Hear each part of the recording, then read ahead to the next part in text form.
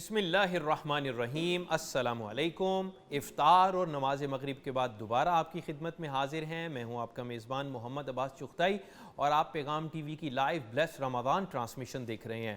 ناظرین، آج ہمارے مہمان دو خوبصورت ہیں۔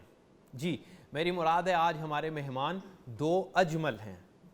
پہلے میرے اور آپ کے ہم سب کے بہت پیارے ہنستے مسکراتے جناب مفتی محمد اجمل بھٹی صاحب، ان کو ویلکم کریں گے۔ السلام علیکم سر۔ وعلیکم السلام ورحمۃ اللہ وبرکاتہ۔ آپ کی آمد کا شکریہ۔ جزاکم اللہ خیرہ۔ ناظرین، ہمارے دوسرے مہمان محمد اجمل شہزاد صاحب ہیں۔ آپ ثنا خوان مصطفیٰ ہیں۔ پیغام ٹی وی پہ آپ نے نہ صرف ان سے حمد و نعت سنی ہے بلکہ بہت سارے پروگرامز کی میزبانی کرتے بھی آپ نے ان کو دیکھا ہے۔ ہماری خوش قسمتی ہمارے ساتھ موجود ہیں، ان کو ویلکم کریں گے۔ السلام علیکم سر۔ وعلیکم السلام۔ آپ کو خوش آمدید کہتے ہیں۔ بہت شکریہ، بہت شکریہ۔ گزارش کروں گا پہلے آپ ہمیں حمد سنائیں اور پھر ہم پروگرام کو آگے بڑھائیں گے۔ ہمیں حمد کے کچھ اشعار۔ جی جی انشاءاللہ۔ مشکل کشا کوئی نہیں، مشکل کشا فقط مشکل کشا کوئی نہیں، مشکل کشا فقط مشکل میں کام آئے، مشکل میں کام آئے، بس ایک خدا فقط مشکل کشا کوئی نہیں، مشکل کشا فقط دریا کی موج میں ہے ذکر خدا کی گونج، دریا کی موج میں ہے ذکر خدا کی گونج،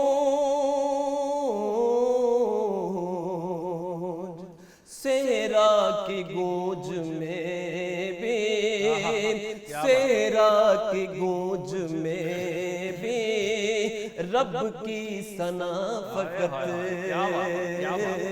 مشکل کشا کوئی نہیں، مشکل کشا فقط اصحاب نے سیکھا آقا سے یہ عمل، اصحاب نے سیکھا آقا سے یہ عمل،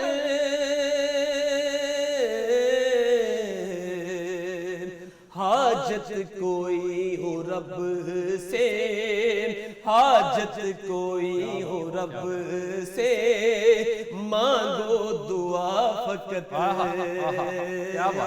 مشکل کشا کوئی نہیں، مشکل کشا فقط کیا بات، ماشاءاللہ۔ مایوس ہو کے رب کے در سے نہ جائیے، مایوس ہو کے رب کے در سے نہ جائیے،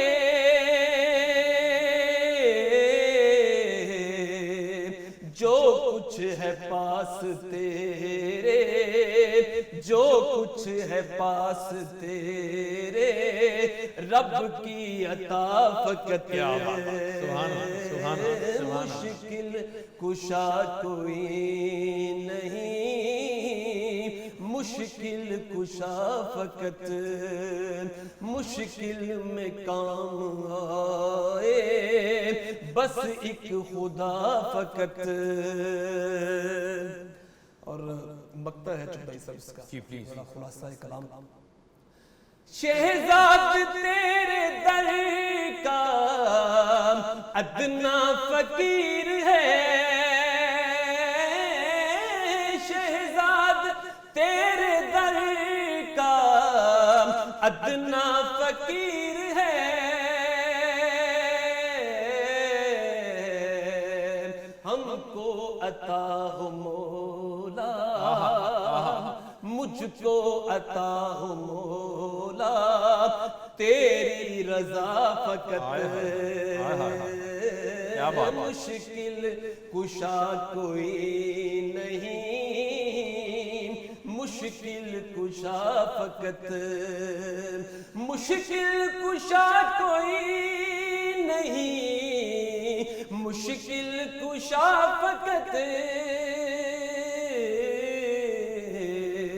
مشکل میں کام آئے بس ایک خدا فقط، مشکل میں کام آئے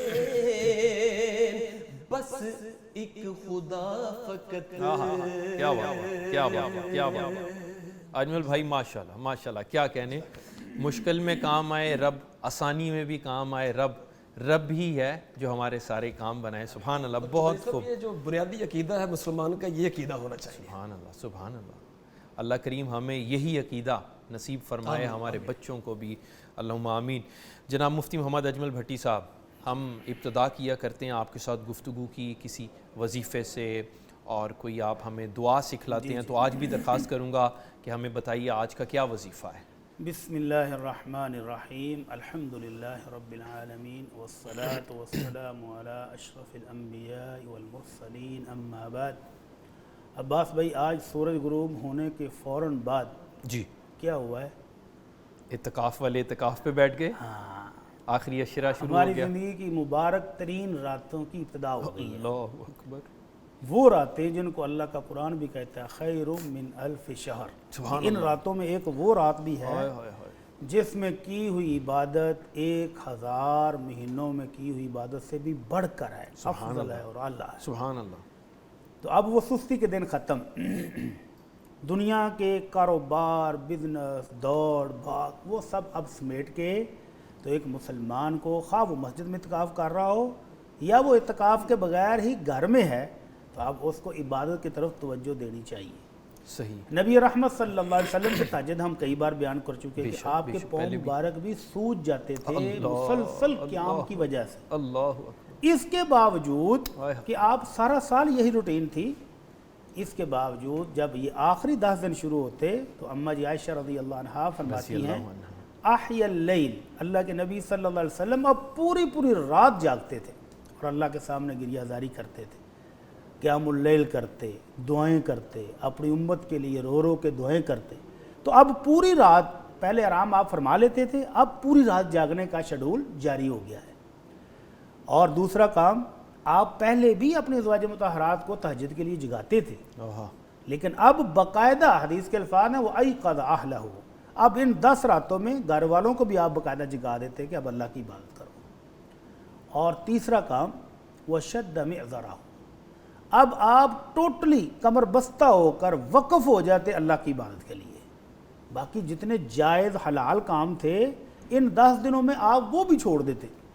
تو اب ہمارے لیے بھی یہ اللہ کے نبی صلی اللہ علیہ وسلم کا اسوہ ہے کہ اب ان 10 راتوں میں کرکٹ میچ، لڈو، فلاں فلاں فلاں، وہ تو پہلے بھی غلطی ہیں، تو ان کو چھوڑ کے تو گھروں کے اندر بھی اہتمام کریں، قرآن پڑھا جا رہا ہو، نوافل پڑھے جا رہے ہوں، بچے بھی دعائیں کر رہے ہیں، تو کتنا خوبصورت منظر ہوتا ہے کہ جب چھوٹے چھوٹے بچے بھی ننھے منھے ہاتھ ایسے کر کے، حالانکہ ان کو پتہ بھی نہیں ہے کہ کیا مانگنا ہے اور کیا ضرورت ہے، ان کی تو ساری ضرورتیں ابو کی جیب سے پوری ہو جاتی ہیں، تو وہ بھی جب چھوٹے چھوٹے ہاتھ کر کے تو اللہم اغفر لی کہہ رہے ہوتے ہیں نا، تو وہ مزہ ہی کچھ اور۔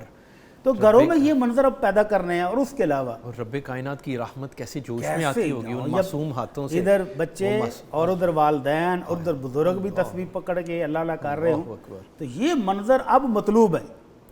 اور یہ منظر مطلوب ہونے کے ساتھ ساتھ وہ لیلۃ القدر کی تلاش بھی چاہیے کہ جو 1000 مہینوں سے افضل ہے۔ ٹھیک ہے، تو ام المومنین عائشہ رضی اللہ عنہا نے فرمایا اللہ کے نبی اگر مجھے پتہ چل جائے کہ وہ رات کون سی ہے، مل جائے، نشانیوں سے مجھے پتہ چل جائے کہ وہ رات یہی ہے، تو میں کیا مانگوں اپنے رب سے؟ تو وہ دعا جو اللہ کے نبی نے ام المومنین کو سکھائی، وہ ہم سب کو سیکھ کر ان راتوں میں کثرت سے وہ دعا مانگنی چاہیے۔ ٹھیک ہے، اللہم انک عفو तुहिब्बुल अफ़्व फ़अफ़ु अन्नी। ठीक है।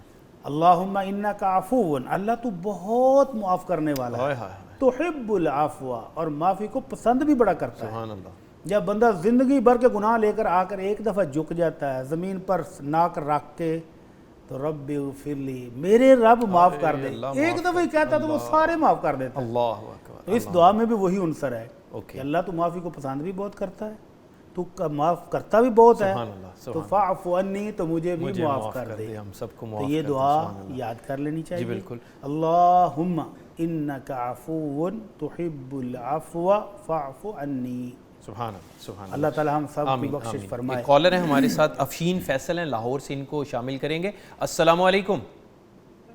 वालेकुम अस्सलाम। जी बहन, क्या पूछना चाह रही हैं आप? मैं ये आपसे पूछना चाह रही हूँ कि भाई हमारे जो है ना ससुर का इंतकाल हुआ है 17 साल पहले, तो हम लोग ना 4 बहनें और 3 भाई हैं। तो जो बहनें हैं ना वो अपने छोटे भाई के हक में उन्होंने फैसला दे दिया है कि हमारी जो जायदाद, मतलब जो एक घर है हमारा, तो हम जो है ना वो आपको देते हैं। अब जो 2 बड़े भाई हैं ना, उनमें से जो बड़े भाई हैं ना, उन्होंने ना हमसे पैसे लेके बड़े भाई को दे दिए, और अब वो हमें पैसे भी नहीं दे रहे और हमारा जो हिस्सा बनता रहा वो भी नहीं दे रहे, और ऊपर से कहते हैं कि आप लोग यहाँ से ना चले जाए। जी ठीक है बहन। जी, इस मामले में हमारी क्या रहनुमाई करते हैं? जी बहन। कि मतलब हम आप छोड़ना जायज़ है। और एक और था सवाल दूसरा कि मेरी छोटी बहन है, तो उनकी जो सास है ना वो बहुत बीमार है, इतनी बीमार है कि आपको क्या बताएं, वो ना बेड के ऊपर ही सब कुछ करती है, और वो उनकी ना हिम्मत करती है जितनी उनसे होती है। लेकिन इंसान है, जब वो कोई वैसी बात करती है उन्हें गुस्सा भी आ जाता है। लेकिन उनकी जो नंदे हैं ना वो आती हैं, आके ना उन्हीं को बुरा भला कह के जाती हैं, उनके शोहर भी उन्हीं को बुरा भला कहते हैं। तो वो कहते हैं तुम ही सब बुरे हो, हमारी वहाँ का ख्याल भी नहीं रखते, खुद तो कुछ नहीं करते, लेकिन सिर्फ लड़ने के लिए ही आ जाती है। जी ठीक है बहन। जी तो दोनों बताएं कि वो क्या करें? जी दोनों में रहनुमाई ले लेते हैं। जी शेख, पहला तो वो था जो जायदाद और वो हिस्सा उन्होंने भाई पहली बात, कल भी हमने, कल के प्रोग्राम जो मुकम्मल विरासत की तकसीम पर था उसमें भी हमने अर्ज़ किया कि ये बहनें ही भाइयों के हक़ में क्यों बैठ जाती हैं, हमेशा बहनें ही सेक्रीफाइस क्यों कर रही हैं। कभी भाई भी तो कहे ना कि ये हमारी बहन हैं, कल को ज़कात के मसले पूछने आते हैं तो पहले कहे ना कि ये हक़ हम अपना भी बहन को देते हैं। अब देखिए हुआ क्या है, बहनों ने अपना हिस्सा छोटे भाई को दे दिया और बड़ा भाई सारे पर कब्जा कर गया, वो कहता मैं देता ही नहीं। अजीब तमाशा नहीं लग गया कि बहनों ने अपनी खुशी से छोटे भाई को दे दिया और अब वसूली करनी है बड़े भाई से, तो बड़ा भाई कहता है मैं देते नहीं, जाओ, मतलब कि अगर छोटे को दिया तो फिर मुझे भी दो। तो ये तरीका बेहतर क्या था कि बहनें पहले अपना हिस्सा वसूल कर लेती, बिल्कुल सही, अपने नाम रजिस्ट्री हो जाती, मुंतकिल हो जाती, फिर उसके बाद अगर वो वाक़तन खुश दिली से छोटे भाई को देना चाहती तो दे देती। अब ये लड़ाई इस तरह तो ख़त्म नहीं होगी। तो इन बहनों को पहले अपना विरासत में हिस्सा वसूल करना चाहिए। जब इनके कब्ज़े में आ जाए फिर अपने दिल और दिमाग से पूछें कि इनको ख़ुद ज़रूरत है कि भाई ज़्यादा ज़रूरतमंद है, अपने बच्चों के लिए रखना है कि भाई को देना है। तो ये फ़ैसला बाद में कर लें, पहले ना करें। पहले और अब जो सूरत हाल है तो उस भाई को भी अल्लाह का खौफ करना चाहिए जो वालिद की तरफ से सारी प्रॉपर्टी पर कब्ज़ा करके बैठ गया है। तो बहनों का भी पूरा हिस्सा है। कल भी डॉक्टर अनस साहब आए थे तो उन्होंने एक हदीस सुनाई थी कि जिस बंदे ने एक बालिश्त ज़मीन किसी दूसरे हिस्सेदार की अपने हक में डाल ली तो 7 ज़मीनों का तौक बनाकर उसके गले में डाल दिया जाएगा। जिस भाई को अल्लाह से डरना चाहिए। जी बेहतर। दूसरा सवाल उनका ये था कि उनकी बहन अपनी सास साहबा की खिदमत करती हैं तो वो यकीनन जन्नत कमा रही हैं। जिस हालत में वो बुज़ुर्ग खातून हैं और ये उनकी खिदमत कर रही हैं तो यकीनन ये जन्नत कमा रही हैं और वो अम्मा जी भी यकीनन इनको बहुत दुआएं देती होंगी। लेकिन इंसान होने के नाते कहीं कोताही हो जाए तो अम्मा जी को भी दरगुजर करना चाहिए। और वो बेटियां जो आकर इनको खरी खरी सुना जाती हैं तो उनका भी तो हक बनता है। अगर वो रहने के लिए आती हैं तो जितने दिन रहें उतने दिन वालिदा की खिदमत खुद करें, भाभी को रेस्ट मिल जाए। ठीक है। लेकिन अमूमन होता है ऐसे हमारे माशरे में कि नंदे आएँ तो वो VIP गेस्ट होती हैं और वो आकर खाना भी बड़ी मुश्किल से खाती हैं, किचन में हाथ बटाना भी गवारा नहीं करती। तो गोया भाभी की ड्यूटी उन दिनों में डबल ट्रिपल हो जाएगी। صحیح. تو بجائے اس کے کو سارا بوجھ بھابھی پر ڈالیں، وہ آئیں تو بھابھی کو کہیں بھابھی آپ اکیلی کام کرتی ہیں، آپ اب ریسٹ کر لیں، ہم آئی ہوئے ہیں، اماں جی کی خدمت بھی ہم کریں گے اور گھر کے سارے معاملات بھی ہم کریں گے جتنے دن ہیں. مطلب ان کی والدہ ہیں نا، ان ان کی کی ذمہ تو والدہ ہے ان کی خدمت. بیٹا کرے یا بیٹی کرے، یہ جو اگر بہو کر رہی ہے تو یہ اس کی احسان ہے، اس کی نیکی ہے. ٹھیک ہے. تو اس نیکی کا بدلہ یہ تو نہیں دیں کہ اماں جی بھی ان کو برا بھلا کہیں اور جو نندے ہیں وہ بھی آ کر تنقید کریں. اس طرح وہ شخص جو وہ حوصلہ ہار جائے گا تو پھر اماں کو کوئی بھی پوچھنے والا نہیں ہوگا. جی بہتر. اور یہ جو خیر خواہ نندے یہ اپنے اپنے گھر میں ہوں جی گے. بہتر. جی بہتر. ٹھیک ہے، ایک کالر ہے مزید شامل کریں گے. السلام علیکم. جی وعلیکم السلام. جی سر، میرا مفتی صاحب سے یہ سوال تھا کہ اگر میں کسی سے زرعی زمین لیتا ہوں 6 لاکھ دے کے، اور جو جس سے میں لیتا ہوں وہ 6 لاکھ لے کے اپنا کاروبار کرتا ہے، تو 2 سال میرے استعمال میں رہتی ہے وہ زمین، 2 سال کے بعد میں اپنے پیسے واپس لے لیتا ہوں تو وہ زمین اپنی لے لیتا ہے، تو یہ کیا سود میں آئے گا یا حرام کیا؟ جی ٹھیک ہے، یعنی کہ اس کی شرعی حیثیت کیا ہوگی یہ پوچھنا ہے. جی عباس بھائی، یہ بھی ہماری ایک معاشرتی خرابی ہے ٹھیک ہے. کہ ایک غریب آدمی اپنے کاروبار کے لیے قرض مانگتا ہے تو اس کے رشتہ داروں میں سے کوئی ایک بھی اس کو قرض دینے کے لیے تیار نہیں. ٹھیک ہے. وہ اپنی ذاتی ضرورت کے لیے کچھ پیسے تھوڑے سے مانگ لینا تو کوئی دینے کے لیے تیار نہیں. وہ مجبور اور لاچار ہو کر پراپرٹی ڈیلر کے پاس وہ جاتا ہے اور کہتا ہے یار یہ میرا مکان ہے، 50 لاکھ کروڑ روپے 2 کروڑ اس کی قیمت ہے، تو مجھے 15 سے 20 لاکھ روپے قرضہ چاہیے، تو جب تک میں قرضہ واپس نہیں کروں گا یہ مکان آپ اپنے پاس رکھ لو. وہ لوگ اس کو رینٹ پہ دے دیتے ہیں. اچھی کالونی میں بنا ہو 5 مرلے کا گھر تو 30-40 ہزار روپے کرایہ ماہانہ. ٹھیک ہے. تو یہ بالکل ایسے ہی ہے جیسے آپ نے بینک میں فکس کرا دیے اور وہاں سے آپ سود لے رہے ہیں. صحیح. تو یہ مکان کا جو کرایہ ہے یہ سود ہے. اسی طرح بھائی نے جو کہا کہ زمین میں نے لے لی ہے تو یہ بھائی جان یہ وہی سود کی ہی شکل ہے. درست شکل کیا ہے؟ جی. گروی والے نے اگر مکان کی رجسٹری دے دی، زمین کے کاغذات دے دیے تو یہ ضمانت ہے، اتنا ہی کافی تھا. صحیح. آپ نے قرض دیا ہے اور آپ اپنے قرض کی واپسی کو یقینی بنانے کے لیے مکان کی رجسٹری اپنے پاس رکھ لیتے ہیں، زمین کی رکھ لیتے ہیں، تو اتنا ہی آپ کا حق ہے. ان چیزوں کو استعمال کرنا آپ کا حق نہیں ہے. ٹھیک ہے. اگر آپ اس کو استعمال کریں گے تو جتنا فائدہ اس سے اٹھائیں گے وہ آپ اپنی رقم پر سود ہی وصول کر رہے ہیں. ٹھیک ہے. ایک صورت جائز ہو سکتی ہے. وہ کیا؟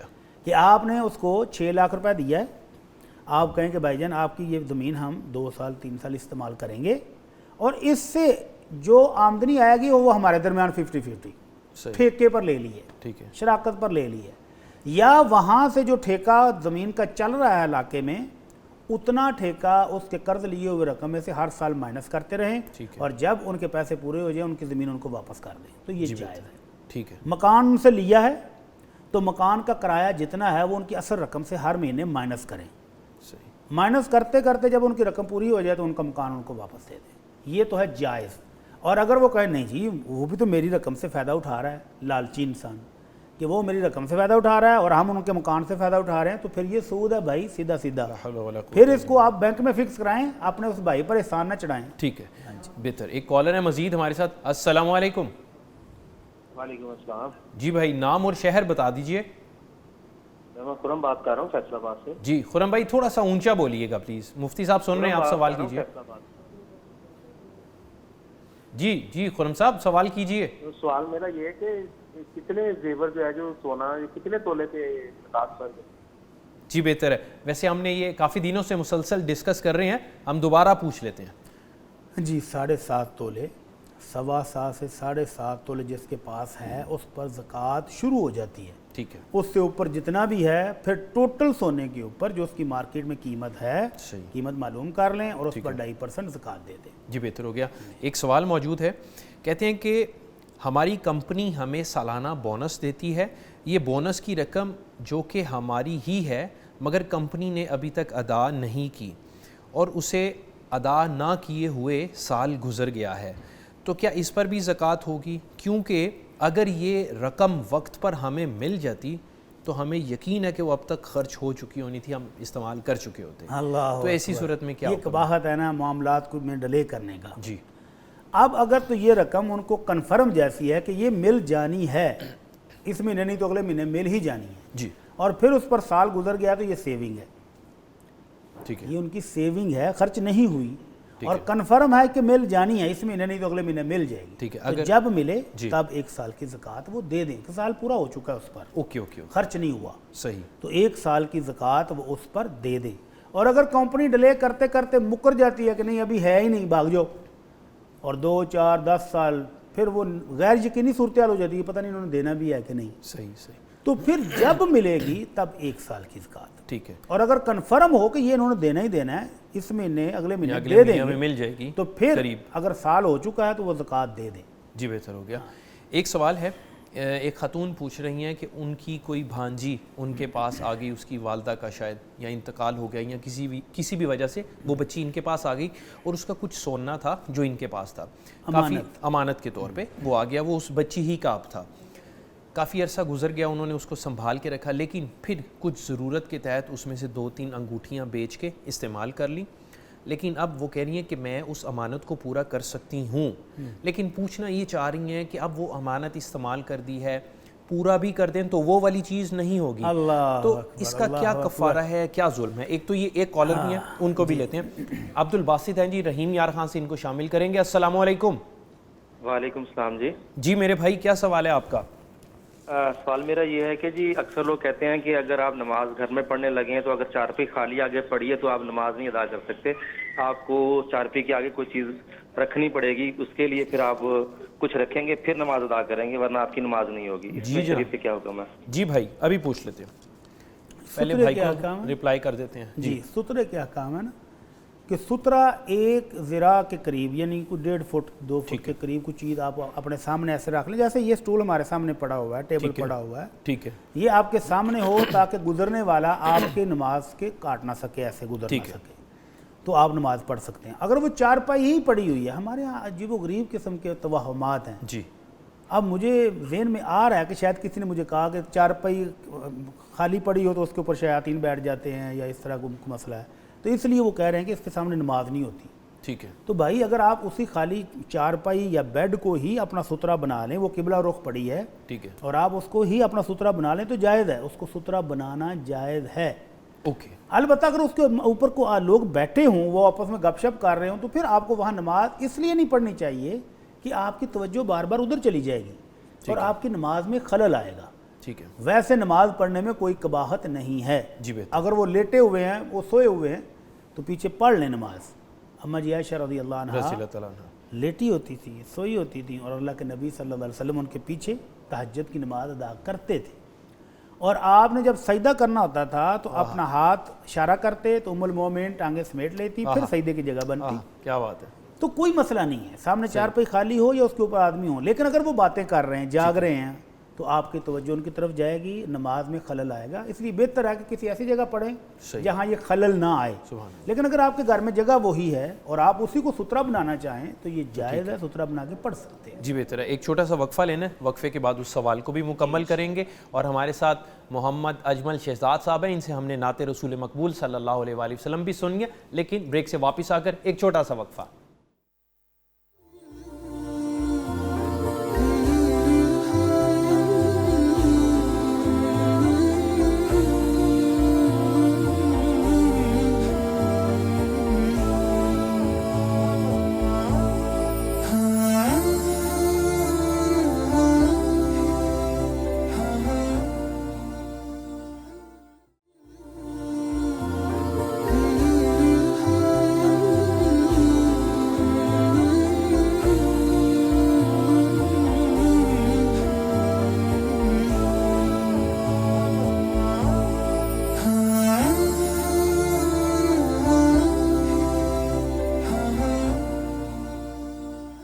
Welcome back. پیغام ٹی وی کی بلیس رمضان ٹرانسمیشن میں آپ کو پھر سے خوش آمدید کہتے ہیں. ہمارے ساتھ محمد اجمل شہزاد صاحب موجود ہیں, ثنا خان مصطفیٰ صلی اللہ علیہ وآلہ وسلم ہے. میں درخواست کروں گا اجمل بھائی آپ ہمیں نعت رسول مقبول صلی اللہ علیہ وآلہ وسلم سنائیں. جی.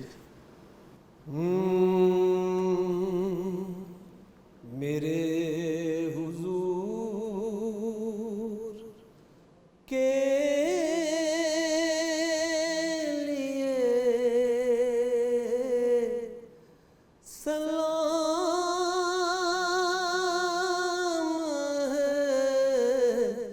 سلام ہے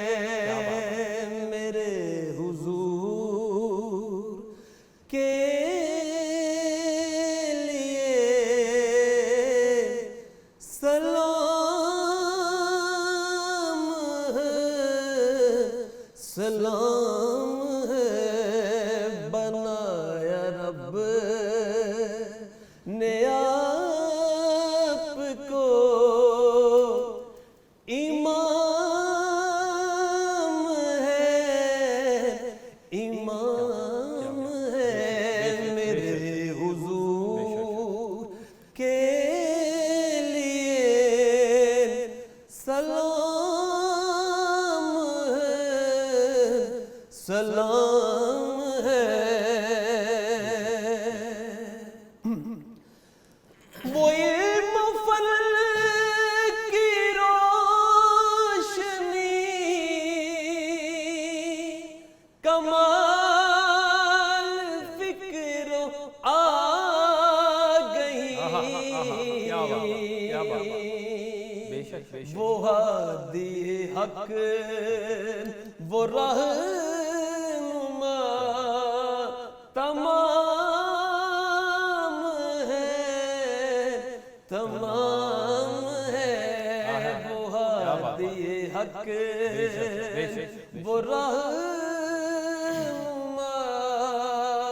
تمام ہے، تمام ہے، میرے حضور کے لیے سلام ہے، سلام ہے۔ چراغ میں لے کے تم جہاں میں روشنی کرو، چراغ میں لے کے تم جہاں میں روشنی کرو، شفیع آسیاں کا یہ پیام ہے، پیام ہے، شفیع آسیاں کا یہ پیام ہے، پیام ہے، میرے حضور کے لیے سلام ہے، سلام ہے۔ اور پیغام ٹی وی کا جو مقصد ہے اس کا خلاصہ میں سمجھتا ہوں کہ اس شعر میں چراغ میں لے کے تم جہاں میں روشنی کرو، شفیع آسیاں کا یہ پیام ہے، پیام ہے، میرے حضور کے لیے سلام ہے، سلام ہے۔ سبحان اللہ، کیا جو عطا ہوا میرے حضور کی زبان سے، خدا عظیم وقار کا کلام ہے، کلام ہے، خدا عظیم وقار کا انعام ہے، انعام ہے، میرے حضور کے لیے سلام ہے، سلام ہے۔ اور باس بھائی مقطع اس کلام کا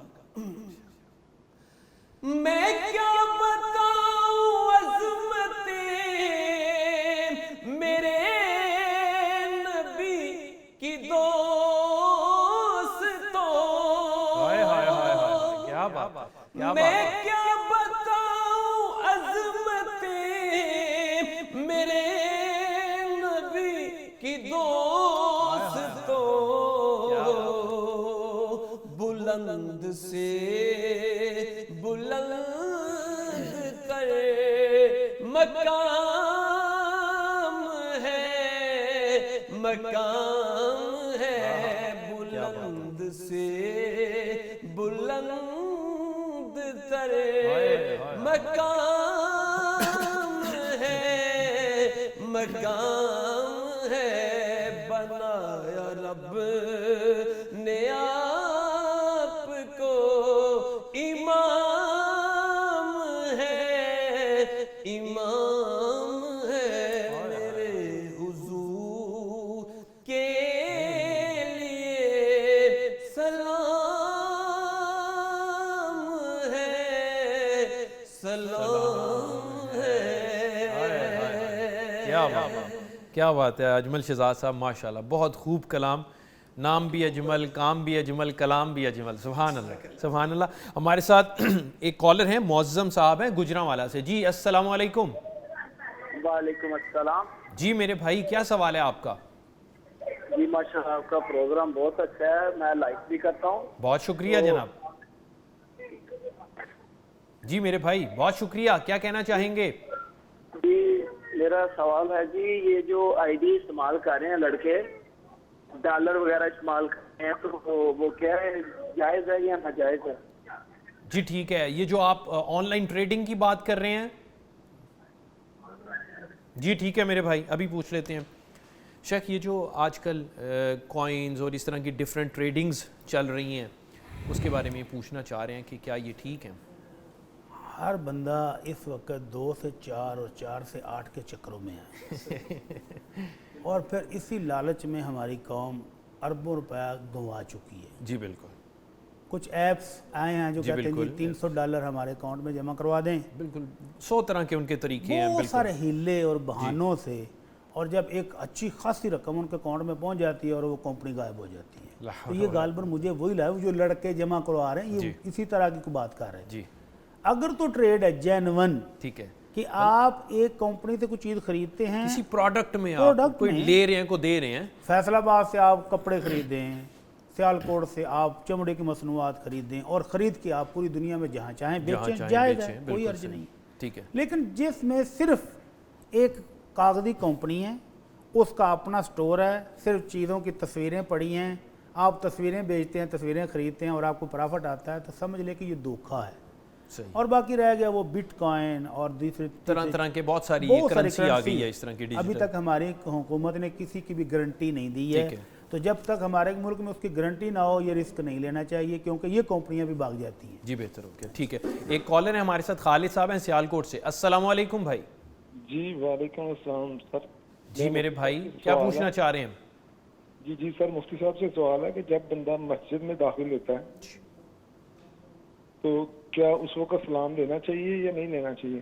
ٹھیک ہے، ہاں بالکل، مسجد میں جائیں تو آپ کے مسلمان بھائی بیٹھے ہوں گے، کوئی نماز پڑھ رہے ہوں گے، اگر تو جماعت کھڑی ہے تو آہستہ سے سلام کہہ لیں، ٹھیک ہے، اتنی اونچی آواز سے نہ کہیں کہ سب لوگ ڈسٹرب ہوں، بلکہ آپ دروازے سے داخل ہوئے ہیں تو جو وضو کر رہے ہوں گے وہ آپ کا سلام کا جواب دے دیں گے، جو انٹر ہو رہے ہیں وہ آپ کے سلام کا جواب دے دیں گے، اور اگر سبھی لوگ جماعت میں شریک ہیں تو بھی آپ سلام کہہ سکتے ہیں، اور نمازی ہر رات ایسے ہاتھ باندھے ہوئے ہیں تو انگلی کے اشارے سے یا ہاتھ کے اشارے سے جواب دیں گے آپ کو۔ ٹھیک ہے، تو اگر سارے ابھی نماز کے انتظار میں بیٹھے ہیں تو سلام بالکل کرنا چاہیے۔ مسلمان کی مجلس میں پہنچیں تو اللہ کے نبی صلی اللہ علیہ وسلم 3 دفعہ سلام کرتے تھے، ایک دفعہ تھوڑی دور سے، پھر قریب آ کر، اور پھر جب آپ مجلس میں بیٹھنے لگتے ایک دفعہ پھر سلام کرتے تھے۔ تو مسجد میں بھی جب جائیں تو بالکل سلام کرنا جائز ہے۔ اشکال کہاں آتا ہے کہ جب جماعت کھڑی ہے یا مختلف لوگ سنتے ہیں، نوافل پڑھ رہے ہیں، اور ایک بندہ آ کر اتنی زور سے سلام کرتا ہے کہ وہ سارے ایک دفعہ چونک جاتے ہیں، تو اس طرح کی بلند آواز سے نہیں کرنی چاہیے۔ صحیح صحیح، اس سے احتیاط کرنی اس سے چاہیے. احتیاط کرنی. جی بہتر. ہم بریک سے پہلے وہ ایک سوال کر رہے تھے کہ ایک خاتون جن کے پاس امانت تھی انہوں نے وہ استعمال کر لی, اب پورا کر سکتی ہیں, کر دیں گی, لیکن وہ چاہ رہی ہیں. تو یہ ایک پہلی بات ہوئی ان کا یہ احساس کہ میں نے وہی انگوٹھیاں یا وہی سونا کہاں سے لاؤں. ٹھیک ہے, تو یہ احساس بہرحال بہت اچھا ہے. سبحان اللہ. اللہ رب العزت حکم دیتے ہیں ان اللہ یأمرکم ان تؤدوا الامانات الی اہلها, کہ جس کی امانت تھی اس کو واپس کرو. تو یہ امانت کو استعمال کرنے کا ان کے لیے اختیاری نہیں تھا. جی بالکل, لیکن انہوں نے اپنی ضرورتوں میں وہ خرچ کر لی. مجبوری ہو, ہزار مجبوریاں ہوں, صحیح, تو یہ بچی کی امانت تھی, ان کو استعمال کرنے کا اختیار نہیں تھا. لیکن اگر کر لی اور اب احساس بھی ہے, شرمندگی بھی ہے, تو وہ بالکل ویسا ہی سونے کا زیور جیسا اس کا تھا ویسا ہی بنوا کر ان کو دے دیں. ٹھیک ہے, اس میں کوئی نقص نہ ہو, کمی نہ ہو. ٹھیک ہے, جتنے کیرٹ کا وہ تھا اتنے کیرٹ کا سونا اس کو لے کر دے دیں. ٹھیک ہے, تو انشاءاللہ تلافی ہو جائے گی. انشاءاللہ انشاءاللہ. بہت شکریہ. ایک سوال ہے ہمارے پاس. ایک آدمی کی اپنی اولاد اور بیوی سے معاملات اس حد تک بگڑ چکے ہیں کہ بیٹا ایک بار اپنے والد کو قتل کرنے کی اٹیمپٹ کر چکا ہے. باپ نے, لیکن اب ویسے اس کا باپ اس اٹیمپٹ سے نہیں, ویسے جو ہے وہ وفات پا گئے, تو انہوں نے اس وجہ سے اپنی جائیداد مسجد کے لیے وقف کر دی. ساری جائیداد مسجد کے لیے وقف کر دی, اس بیٹے کو نہیں, تاکہ وہ نہ لے, وہ ایک بار اٹیمپٹ بھی کر چکا. تو اس سلسلے میں شریعت کی کیا رہنمائی ہے, اس جائیداد کا صحیح تصرف کیا ہونا چاہیے؟ جی, جائیداد میں پہلی بات تو یہ کہ بزرگوں کو اپنی ٹوٹل جائیداد کسی بھی ادارے کو دینے کا حق حاصل نہیں تھا. ٹھیک ہے. نبی کریم صلی اللہ علیہ وسلم حضرت سعد رضی اللہ تعالیٰ عنہ کے پاس تیمارداری کے لیے گئے, وہ بیمار تھے, تو کہنے لگے اللہ کے نبی میری پاس جائیداد ہے اور وارث صرف ایک بیٹی ہے, کیا میں اپنی ساری جائیداد وقف کر دوں؟ تو آپ نے فرمایا نہیں. تو کتنی کروں پھر اللہ کے رسول, کیا ایک تہائی کر دوں؟ آپ نے فرمایا الثلث والثلث کثیر, اپنی پراپرٹیز میں سے تیسرا حصہ بھی اگر کسی کے لیے وصیت کرتے ہو تو یہ بھی بہت زیادہ ہے, یعنی اس سے بھی کم کرو. ٹھیک ہے. اور آپ نے کہا تم اپنے وارثوں کو غنی چھوڑ کر دنیا میں چلے جاؤ, تو یہ اس سے بہت بہتر ہے کہ وہ لوگوں کے سامنے ہاتھ پھیلا کے مانگتے پھریں. تو بیٹی ایک ہے تو بھائی بھتیجے تو ہیں نا, وہ بھی وارث ہوتے ہیں. ٹھیک ہے. تو سب کے لیے وراثت کو چھوڑ جانا یہ بہت بہتر ہے اس سے کہ کسی ایک ادارے کو دے جاؤ اور گنہگار ہو جاؤ. تو ان بزرگوں نے جو یہ کیا ہے, تو اس میں سے ایک تہائی اس مسجد کے لیے وقف ہوگی اور باقی وراثت انہی اولاد میں اور بیوی میں تقسیم ہوگی. ٹھیک ہے. بیوی کو 8واں حصہ دے کر باقی ان کی جو اولاد ہے ان میں تقسیم ہوگی. اور یہ بچہ اگرچہ نالائق ہے, ٹھیک ہے, اگر تو یہ والد کو قتل کر دیتا تو پھر اس کا یہ جرم مانے اور رکاوٹ بن جاتا وراثت لینے سے. لیکن اگر والد فوت نہیں ہوا اس کے اس حملے سے, تو پھر یہ وراثت کا حقدار پورا ہے. اس کا جرم اپنی جگہ, گناہ اس کا اپنی جگہ, نافرمانی اپنی جگہ, لیکن باپ کی اولاد ہونے کی وجہ سے پراپرٹی میں سے اس کا حصہ پورا ہے. ٹھیک ہے. وہ جو بات کہی جاتی ہے کہ اگر اس نے کسی گرا دیا یا کوئی کوشش کی قتل کرنے کی, تو اس صورت میں اس کی جائیداد کا حصہ ساقط ہو جاتا ہے, وہ قتل ہونے کی صورت میں مار دے اس کو تو پھر قاتل کو کچھ نہیں ملتا. ٹھیک ہے. ادروائز جو ہے اگر زخمی ہوا ہے, والد بچ گیا ہے, تو پھر باوجود اس کے کہ یہ بہت بڑا نافرمان ہے, گناہ گار ہے, لیکن پراپرٹی اس کو ملی. جی ٹھیک ہے. ہمارے ساتھ عظمیٰ پرویز ہیں آزاد کشمیر سے, ان کی کال ہے. السلام علیکم بہن. وعلیکم السلام. السلام علیکم. جی بہن, کیا سوال ہے؟ میرے 2 سوال ہیں. پہلا سوال تو یہ کہ اگر آپ کے پاس زیور موجود ہے اور آپ کو پتہ نہ چلے کہ طریقہ کار ہوگا. آپ کی آواز مس ہو گئی. آپ نے کیا فرمایا کہ زیور ہے اور کیا معلوم نہ ہو کہ ویٹ کتنا ہے اس کا؟ نہیں, ویٹ کا معلوم ہے, لیکن یہ نہیں پتا کہ اس کے اوپر قمری سال پورا ہو گیا یا نہیں ہو. اچھا بہن, ٹھیک ہے, اوکے. اور دوسرا سوال؟ دوسرا سوال سنت غیر موقدہ پڑھنے کا طریقہ کار کیا ہے؟ کیا تیسری رکعت میں سبحانک اللہ پڑھنا پڑے گا؟ جی بہتر ہے, پوچھ لیتے ہیں. ایک اور سوال ہے میرا. پہلے زیور سے کر لیتے ہیں کہ معلوم نہیں کہ سال مکمل ہو چکا ہے. کب پورا ہوگا اس کا پتہ کرنا تو آسان ہے. آپ نے رمضان میں زکوٰۃ دی تو اگلے سال رمضان میں پھر قمری سال پورا ہو جائے گا. ٹھیک ہے. یا جس وقت آپ نے سونا خریدا تھا, اب تو کیلنڈر موجود ہے آن لائن. جی بالکل. آپ وہ اپنی رسید کے اوپر دیکھیں کہ اس وقت شمسی تاریخ کیا تھی, جنوری تھا, فروری تھا, کس تاریخ کو خریدا ہے. وہ قمری وہ جو شمسی تاریخ ہے وہ آپ اس کیلنڈر میں آن لائن ڈالیں, وہ آپ کو قمری مہینے کی تاریخ دے دے گا سبحان اللہ. اور اسی کے حساب سے مہینہ پورا کر لیں. ٹھیک ہے. اور اگر 2-4 دن آگے پیچھے بھی ہو جائیں تو کوئی اتنا بڑا جرم نہیں ہے. آپ زکوٰۃ کی ادائیگی کو یقینی بنائیں اور یہ تھوڑا بہت جو ہے اللہ تعالیٰ معاف فرمانے والے ہیں. آمین. اور وہ سنت موقدہ ادا کرنے سنت موقدہ ہوں یا غیر موقدہ ہوں ان کو 2-2 رکعت کر کے پڑھنا افضل ہے. ٹھیک ہے. تو تیسری رکعت اگر پڑھیں گے تو اس میں صرف اکیلی سورہ فاتحہ پڑھیں گے, دوبارہ سے ثنا نہیں پڑھنی. ٹھیک ہے. اور اس یعنی کے اگر ساتھ 4 رکعتیں اکٹھی پڑھتے ہیں سورہ فاتحہ کے بعد قرآن کا حصہ تلاوت کریں گے. آخری 2 میں صرف سورہ فاتحہ پڑھیں گے. سنت میں بھی, سنت میں بھی, نفلوں میں بھی. پہلی 2 میں سورہ فاتحہ بھی پڑھیں گے, 7 سورت بھی ملائیں گے, اور آخری 2 صورتوں میں, آخری 2 رکعتوں میں صرف سورہ فاتحہ پڑھیں گے. جی بہتر. اسی لیے بہتر اور افضل ہے کہ 2-2 کر کے پڑھیں. سبحان اللہ, کیا کہنے. ایک سوال ہے, ہمارے ہاں رواج بن چکا ہے کہ پہلے پڑھائی مکمل ہو لے اور بچے اپنے پاؤں پہ کھڑے ہو لیں, کچھ سیٹل ہو لیں, پھر شادی کریں گے. اس کے بارے میں رہنمائی چاہ رہے ہیں کہ کیا شریعت کیا رہنمائی کرتی ہے, کس عمر میں شادی کر دینی چاہیے, اور وہ جو پڑھائی مکمل کرنا اور سیٹل ہونا, یہ سب ہماری اپنی ذاتی ضروریات ہیں. ٹھیک ہے. اب وہ پڑھائی کا مکمل ہوگی جی, پی ایچ ڈی کرنے کے بعد. اب نہ جانے کتنا ایسا ہو رہا ہے نا جی, کہ پی ایچ ڈی کرتے کرتے بچیوں کی عمر اوور ایج ہو جاتی ہیں, جی, پھر رشتہ لینے والے نخرہ کرتے ہیں. جی. اور اسی طرح بچے بھی اگر وہ کہتے ہیں جی ذرا اپنا بزنس شروع کر لیں, سیٹل ہو جائیں, اس وقت تک وہ بھی 40+ ہو جاتے ہیں, بال سفید ہونے شروع ہو جاتے ہیں اور پھر رشتے نہیں ملتے. صحیح. تو شریعت کیا کہتی ہے؟ شریعت کہتی ہے یا معاشر الشباب من استطاع منکم الباءۃ فلیتزوج. جس کے پاس جسمانی قوت ہو, خرچے برداشت کرنے, کمانے کا اہل ہو, وہ شادی فوری کر لیں. ٹھیک ہے. اور بیٹی والوں کو اللہ کے رسول کا حکم ہے اذا اتاکم من ترضون دینہ وخلقہ. جب بھی تمہارے پاس رشتہ آ جائے, اور رشتہ اس شخص کا آ جائے جو دیندار ہے, اچھی سیرت اور کردار والا ہے, تو پھر فوری رشتہ کر دو. ٹھیک ہے. اگر اس کو رشتہ نہیں دو گے تو پھر فساد ہوگا. اور اللہ کے نبی صلی اللہ علیہ وسلم نے فرمایا تنکح المرء لاربع.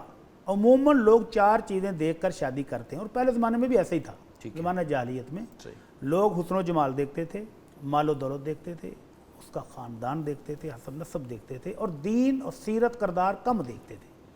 تو آپ نے مسلمانوں کو حکم دیا کہ فظفر بذات الدین تربت یداک. صحابی کو ڈانٹتے ہوئے کہا, میٹھی سی ڈانٹ پلائی, اور کہا تم دیندار کو دیکھنا, سیرت اور کردار کو دیکھنا. تو ہمارے معاشرے میں سب سے زیادہ مسائل کس بات کے ہیں کہ ہم حسن و جمال کو اور دولت کو ترجیح دیتے ہیں, پریفرنس دیتے ہیں, اور ان دونوں کے ڈلتے ہوئے ٹائم نہیں لگتا, اور پھر لڑائیاں. جن لوگوں نے کروڑوں اربوں کے جائیدادیں, فیکٹریاں, بزنس دے کے شادیاں کی, اس میں کوئی نقصان ہو گیا تو بس بات ختم. تو اس لیے سیرت اور کردار کو دیکھتے ہوئے بچہ بالغ ہو جائے تو اس کی فوراً شادی کرنی چاہیے. جی بہتر. اور بیٹی بالغ ہو جائے تو اس کی شادی کی فکر کرنی چاہیے. جی بہتر. سعودیہ سے کالر ہیں محمد اشفاق صاحب. السلام علیکم. آئی گیس ان کی کال ڈراپ ہو گئی. شیخ صاحب, کیا کوئی آدمی کسی اور کی جانب سے عمرہ ادا کر سکتا ہے؟ جی ہاں بالکل کر سکتا ہے, لیکن شرط یہ ہے کہ اس نے پہلے اپنا عمرہ کیا ہوا ہو. ٹھیک ہے. نبی کریم صلی اللہ علیہ وسلم جب جا رہے تھے حج کے لیے تو آپ نے سنا کہ ایک شخص کہہ رہا تھا لبیک اللہم عن شبرما, اے اللہ میں شبرما کے لیے عمرے کے لیے حاضر ہوں. تلبیہ پڑھ رہا تھا. تو آپ نے فرمایا وہ کون ہے؟ کہنے لگا اللہ کے رسول میرا قریبی رشتہ دار, کزن تھا میرا, تو اس کی طرف سے کرنے جا رہا ہوں. تو آپ نے فرمایا پہلے اپنی طرف سے کر لو اور پھر اس کی طرف سے کرو. تو کس کی طرف سے کریں گے؟ جو شخص فوت ہو چکا ہے, ٹھیک ہے, اس کی طرف سے آپ حج اور عمرہ کر سکتے ہیں, جبکہ آپ نے پہلے اپنا کیا ہو. اور اگر کوئی شخص زندہ, صحت مند, تندرست اپنے علاقے میں موجود ہے تو اس کی طرف سے نہیں ہوگا. ٹھیک ہے. کوئی بزرگ ہے, بوڑھا ہے, بیمار ہے, جو پہنچ نہیں سکتا, اس کی طرف سے کر سکتے. جی بہتر ہے, وہ ہو سکتا ہے. محمد اشفاق صاحب سعودیہ سے ہمارے ساتھ دوبارہ انہوں نے کال ملائی. السلام علیکم. وعلیکم السلام سر, کیا جی میرے محترم, کیا پوچھنا چاہ رہے ہیں آپ؟ جی سر, میرا پہلا سوال تو یہ ہے کہ جیسے کچھ کرنٹ اکاؤنٹ مفتی صاحب نے کہا کہ اگر کھلوانا ہے مجبوری کے صورت میں تو کرنٹ اکاؤنٹ کھلوائیں. ٹھیک ہے, کرنٹ اکاؤنٹ کھل گیا, لیکن کچھ سہولیات ہیں جیسے بینک دیتا ہے, جیسے آپ A T M card use کرتے ہیں یا چیک بک ہے تو اس کی سالانہ فیس ہے. تو کچھ بینک یہ کرتے ہیں کہ آپ ان کو کچھ پیسے آپ نے وہاں فکس ڈپازٹ رکھنے ہوتے ہیں, آپ کو ودرا نہیں کرنے, لیکن آپ نے اس اتنے پیسے انہوں نے فکس رکھے, 20,000 25,000 رکھا, آپ اس کی صورت میں A T M card use کر رہے ہیں اور چیک بک فری لے رہے ہیں, تو کیا یہ شرعاً جائز ہے؟ کیونکہ میرے فرض کریں گے پیسے کچھ عرصے سے پلاٹ جائیں اور اس کی صورت میں وہ اے ٹی ایم یوز کر رہا ہوں اور चेक बुक। दूसरा सवाल ये है कि सर, एक सवाल सर मेरा, अगर मुझे 2 मिनट देंगे तो मैं काफ़ी टाइम से वेट कर रहा हूँ। दूसरा सवाल ये है कि वाले साहब की प्रॉपर्टी थी, बड़े भाई ने मतलब उन्होंने कहा कि मुझे हिस्सा दे दिया जाए, ताकि मैं, वाले साहब ने शादी उनकी करके उनको हिस्सा दे दिया। मैं उस वक्त शादीशुदा नहीं था, इसके साथ मेरी 4 बहनें और एक छोटा भाई जो कि नाबालिग था, भाई नाबालिग था, और एक बड़ी बहन जो कि मेरी अभी बलूगत नहीं थी, तो उनकी शादी होगी 20-25 साल पहले, ठीक है। अभी जब मैं वहाँ, मेरी गैर मौजूदगी में 5-6 साल पहले उन्होंने जो भी है प्रॉपर्टी बेच के भाई को तीसरा हिस्सा दे दिया। मुझे नहीं पता था कि उन्होंने किस हिसाब से दिया, लेकिन मेरे दिल में वो मलाल, यानी वो मलाल इस तरह है कि मैं चाह रहा था कि पूरे बहन भाइयों में बराबर तकसीम होता, यानी मेरी सिस्टर जिनमें से 2 शादीशुदा थी पहले और 2 अभी नाबालिग थी, या एक बालिग थी और एक नाबालिग थी, 2 की शादी हो चुकी थी। अभी क्या है कि अभी भाई उस वक्त 4-5 साल बाद पहले हिस्सा लेके अलग हो गए, उनको जो उन्होंने तीसरा हिस्सा दे दिया। बाकी की प्रॉपर्टी पे 2 वाले साहब ने प्लाट लेके घर बना के, जो कि प्लाट मेरे और मेरे भाई के छोटे भाई के नाम कर दिए। अभी मेरे दिल में बाल बार वो वसवसा उठता है कि मेरी जो बहनें हैं अभी क्या, यानी मैं चाहता हूं कि मैं उनको दूं, यानी क्योंकि मुझे लगता है कि वो मेरी तरफ आ गया है इस तरह। भाई उस वक्त छोटा था, अभी भी वो पढ़ रहा है, अभी वो मतलब उसकी उम्र वो कमाता नहीं अभी, जिसमें से अभी एक सिस्टर की शादी रिसेंटली हुई है। तो मैंने चाहा कि मैं उसको उसका हिस्सा दे दूं, मतलब मैंने 6-7 लाख जो हिस्सा बनता था उस वक्त 4 लाख तकरीबन 5,61,200 रुपए। तो मैं चाह रहा था कि यानी अभी मैंने अभी सोच रहा हूँ, तो अभी मैंने हिसाब किया उस वक्त, तो मैं भी इतना भी जी बेहतर है भाई, ठीक है जी, ठीक है मोहतरम, वो समझ के वो अब ये चाह रहे हैं कि उनका जो हिस्सा है वो अपनी बहनों को दे दें। भाइयों का तो उनके वालिद का कहना है, इनका कहना है कि वालिद ने पूरा कर दिया, पहले एक भाई को दे दिया था, फिर इन 2 भाइयों को भी बना दिया प्लॉट, बहनें रह गई हैं। तो वालिद साहब को चाहिए था कि वो पहले ही हिसाब लगा के सबको उनका पूरा हिस्सा देते, लेकिन अगर अब वो पूरा करके देने के लिए तैयार हैं, ये भाई भी अपनी कमाई में से बहनों को हिस्सा देने के लिए तैयार है, तो ये बहुत अच्छा है, सुभान अल्लाह, उनका हक उनको मिलना चाहिए। अगर ये तो उसकी तलाफी कर देते हैं तो इंशाअल्लाह अल्लाह के यहाँ भी माफ़ी है। सुभान अल्लाह। और दूसरा सवाल इनका था कि वो बैंक में कुछ पैसे जब फिक्स करवाते हैं तो फिर सहूलियत मिलती है। अच्छा, नहीं, वो फिक्स करवाने पे नहीं होता, वो आप उनको विड्रॉ कर सकते हैं, वैसे नॉर्मली जो बैंक्स में होता है आप विड्रॉ कर सकते हैं, लेकिन सर्टेन अमाउंट वो जितनी फरमा रहे हैं आई डोंट नो, लेकिन है कि अगर आप 4-5 हज़ार रुपया भी रखते हैं करंट अकाउंट में तो वो उनके बहुत ज़्यादा चार्जेस जो हैं ATM के और चेक बुक के वो नहीं काटते। बात तो वही हुई ना जी, कि आपके पैसे को वो यूज़ करेंगे और उस पर आपको वो बेनिफिट जो दे रहे हैं वही तो सूद होता है, यानी जो फीस उन्होंने आपसे लेनी थी अब वो फीस नहीं ले रहे, दूसरे मानों में जो पैसे आपके उन्होंने काटने थे वही पैसे उन्होंने नहीं काटे, ठीक है, तो ये वही है, ठीक है, बचना चाहिए। उम्मे मोहम्मद अली हैं जी हमारे साथ फैसलाबाद से। अस्सलाम वालेकुम बहन। वालेकुम अस्सलाम। जी बहन, क्या सवाल है आपका? भाई मेरा सवाल ये है कि हम ना अपने बच्चों के रिश्ते देख रहे हैं जी, 2-3 साल हो गए हैं, तो जो भी रिश्तेदार आते हैं ना देखने के लिए आते हैं, तो वो यही कहते हैं कि इनका घर अपना हो, कारोबार अपना हो। हालांकि माशाल्लाह बच्चे मुलाजमत करते हैं, घर भी हमारा रेंट पे है, हम किराया देते हैं, अच्छा खाते पीते हैं, तो बस उनका यही मसला है कि वो घर अपना हो, बच्चों की मुलाजमत नहीं हो, अच्छी जॉब करते हो, इसी वजह से वो रिश्ता नहीं। बच्चे वैसे जॉब कर रहे हैं? हाँ जी। चले माशाल्लाह जी, अभी पूछ लेते हैं। अल्लाहुल मुस्तान, ये वही बात है, अल्लाह के नबी सल्लल्लाहु अलैहि वसल्लम की तालीमात को छोड़ेंगे तो फिर हर बंदा मुश्किल में फंसेगा। अल्लाह अल्लाह। अब बच्चे नेक सीरत हों और बच्चियों वाली की डिमांड ये है कि इनकी जॉब बहुत अच्छी हो, अपना घर हो, ढेर सारे मुतालबात हैं, ठीक है। तो जिनके पास ये सारी सहूलतें होती हैं कि घर अपना है, जॉब अच्छी है, गाड़ी है, तो फिर उनकी भी डिमांड्स हैं जी, बिल्कुल। फिर वो मुतालबा करते हैं कि हमें जहेज में ये भी दिया जाए, ये भी दिया जाए, ये भी दिया जाए। तो ये जो हवस है, ये जो लालच है, फिर इसकी तो कोई लिमिट है ही नहीं। सही। तो इसी वजह से मुआशरे में खराबियाँ पैदा हो रही हैं, बच्चे बूढ़े हो रहे हैं, बच्चियाँ बूढ़ी हो रही हैं और शादियाँ नहीं हो रही, अलमिया बन चुका है। तो इस हवस की वजह से, तरफैन की खराबी की वजह से जुल्म हो रहा है बच्चों पर और बच्चियों पर। आप क्या समझते हैं, हमारे मुआशरे में कंवारी लड़की और कंवारे लड़कों की शादियाँ मुश्किल हैं, तो जो बेवा है, उसका और जो मुतलका है, और भी मुश्किल है मामला, या जिस मर्द की बीवी फौत हो गई, बच्चे छोटे छोटे, बहुत मुश्किल हो जाती है। इस मुआशरे में उनकी शादियाँ नामुमकिन है, तो फिर बेहयाई की राहें खुलती हैं, ला हौला वला कुव्वत, फिर गलत कारियों के रास्ते खुलते हैं। निकाह को आसान करना होगा, निकाह को आसान तरीन करना होगा और सुन्नत के मुताबिक करना होगा। نیک سیرت دیکھیں، بچی میں بھی سیرت کردار کو پریفرنس دی جائے اور بچے میں بھی، تو سارے مسائل حل ہو سکتے ہیں۔ کیا کہنے مفتی صاحب، آپ کا بہت شکریہ آپ کی تشریف آوری کا، اور آپ روز ہمیں ٹائم دیتے ہیں، اللہ کریم آپ کو عافیت دے، جزاک اللہ۔ جناب محمد اجمل شہزاد صاحب، سر آپ کا بھی بہت شکریہ، آپ تشریف لائے، آپ نے ہمیں حمد باری تعالیٰ بھی سنائی، نعت رسول مقبول صلی اللہ علیہ وسلم بھی سنائی، اور خوب سنائی، اللہ آپ کو سلامت رکھے۔ ناظرین، اس کے ساتھ ہی ہماری ٹرانسمیشن کا وقت ختم ہوا چاہتا ہے۔ میں دوبارہ عرض کرتا چلوں، جو ہم افطار کے بعد سیشن کرتے ہیں، اس میں ہم آپ کے سوالات لیتے ہیں، مفتی صاحب موجود ہوتے ہیں اور ان سوالوں کے بارے میں جو شرعی رہنمائی ہوتی ہے وہ آپ کو دیتے ہیں۔ اور افطار سے پہلے کا جو ہمارا سیشن ہوتا ہے اس میں ہم کسی خاص ٹاپک پہ بات کرتے ہیں، جس طرح کہ آج فتح مکہ پہ بات کی، تو یہ ہمارا روز موضوع ہوتا ہے۔ ہم کوشش کرتے ہیں کہ مل کے آپ اور ہم کچھ سیکھیں، اپنا ایمان بہتر کریں، اپنا کردار بہتر کریں۔ اللہ کریم آپ کا، ہمارا، ہم سب کا حامی و ناصر ہو۔ کل انشاءاللہ 4:30 پہ دوبارہ آپ سے ملاقات ہوگی، اس وقت تک کے لیے اجازت دیجیے۔ السلام علیکم۔